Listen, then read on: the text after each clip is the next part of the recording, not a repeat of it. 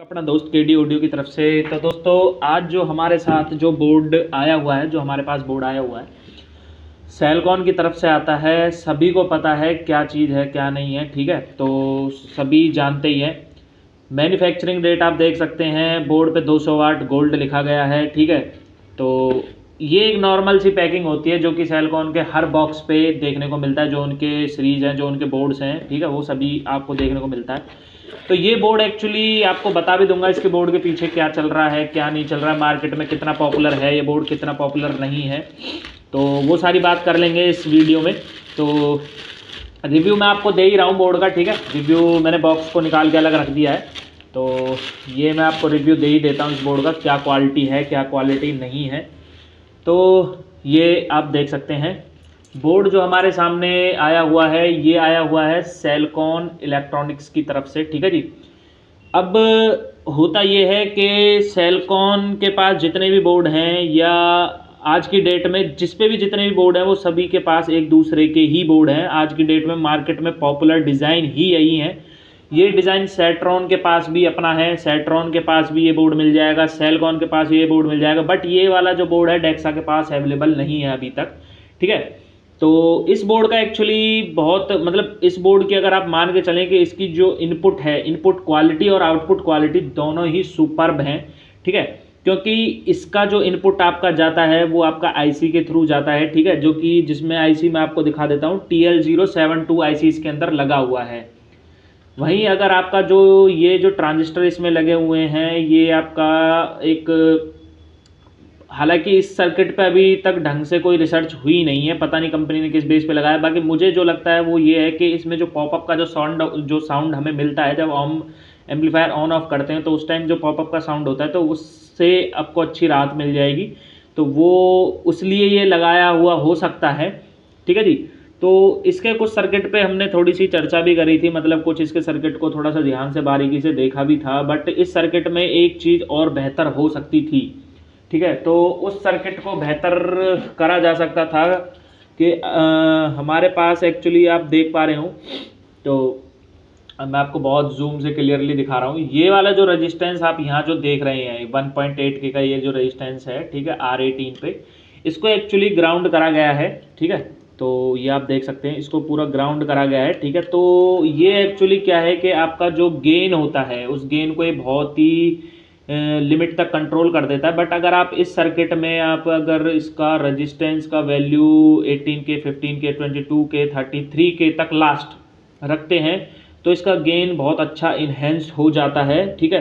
ये दोनों चैनल पे इंडिविजुअल लगाया गया है, एक इधर और एक इधर, दोनों चैनल पे लगाया हुआ है। तो इसका गेन आपको अच्छा देखने को मिलेगा, ठीक है। चार्ज अलग लेते हैं वो साथ, तो इसमें आपको एक वायर भी नहीं मिलेगी, ठीक है, साथ तो चार्ज अलग सारा लिया जाता है। तो ये वाला प्रीएम्प आप देख सकते हैं, ठीक है। तो इस प्रीएम्प में जो इन्होंने यूज़ करा हुआ है भाई, हमारी 4558 की आईसी यूज़ करी गई हैं, ठीक है। 4558 की इसमें आईसी यूज़ करी हुई हैं। वही बास ट्रेवल मिड, बहुत जेनरिक सा वो है प्रीएम्प, मतलब इसके बारे में कुछ ज़्यादा मुझे बताने की भी ज़रूरत नहीं है कि मैं इसके बारे में आपको कुछ ज़्यादा डिटेल में दूँ, ऐसा कुछ नहीं है ज़्यादा डिटेल में देने के लिए। यहाँ पे आपका वोल्टेज इन होगा, ठीक है, लिखा हुआ है। बट ये थोड़े कनेक्टर बड़े होते हैं तो इनकी वजह से इनका कुछ दिखता नहीं है, तो इसको थोड़ा सा और इनको इन्हेंस करनी चाहिए क्वालिटी, ठीक है। यहाँ पे आपको जो दिख रहा है कि मैं आपको दिखा देता हूँ, ये आपका ऑडियो आउट हो जाता है, इस तरफ से आपका ऑडियो आउट होगा, ठीक है, और इस तरफ से आपका ऑडियो इन होगा। तो आई थिंक मैं एक बार और चेक कर लेता हूँ, हाँ, इस तरफ से आपका ऑडियो इन होगा, डायरेक्ट ऑडियो इन होगा, और इस तरफ से आपका ऑडियो आउट होगा। आपको एक चीज़ और बता देता हूँ, जहाँ पे आपको कभी भी अगर आप इस कन्फ्यूजन में रहें कि ऑडियो आउट कहाँ से मिलेगा, तो वहाँ पे अगर आपको इस तरीके की रेजिस्टेंस 1K की या 2.2K की रेजिस्टेंस दिखती हैं, तो उसमें आप समझ सकते हैं कि भाई या 3.3K, 5.6K, क्योंकि ये जो रेजिस्टेंस होती हैं आपके जो सिग्नल नेटवर्क को कम करने के लिए लगाई गई होती हैं। अगर इनको आप डायरेक्ट करोगे तो बहुत ज़्यादा साउंड हो जाता है। और इनपुट पे हमेशा इनपुट पे या तो कैपेसिटर्स लगाए जाते हैं, जैसे 1 UF 63 वोल्ट, 2.2 UF 63 वोल्ट, या फिर आपका डायरेक्ट इनपुट दिया जाता है, क्योंकि यहाँ से आपका जो नेटवर्क है सिग्नल का वो ऑटोमेटिक कम कर दिया जाता है। तो ये कुछ इस तरीके का बोर्ड मिलता है। वॉल्यूम टोन वही है भाई, आप देख सकते हो, कुछ मैं नहीं कह सकता वॉल्यूम टोन के बारे में, ठीक है। आप वॉल्यूम टोन सारा कुछ देख ही सकते हैं, कुछ ज़्यादा नहीं कह सकते इस बारे में।